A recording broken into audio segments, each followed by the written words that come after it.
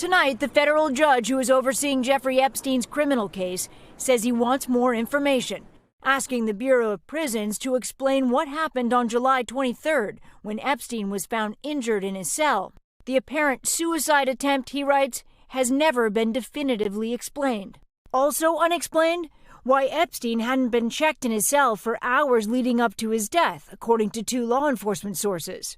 Investigators want to know if the guards were asleep on the job and are comparing the logs from that night with security camera footage to look for discrepancies, according to officials familiar with the investigation.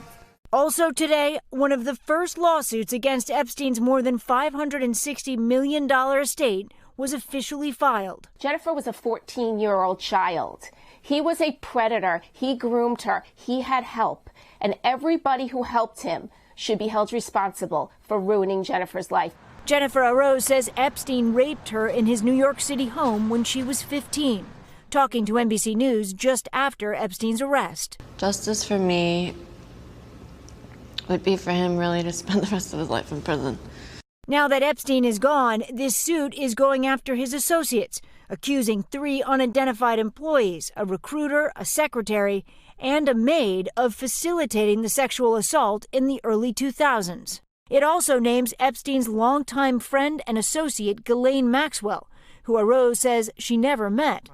The suit alleges that Maxwell enabled what prosecutors call a sex trafficking ring of children. In 2003, long before he was accused of child sex abuse, Epstein spoke with a reporter on his private Caribbean island. I realize what I am. I'm very comfortable in my own skin.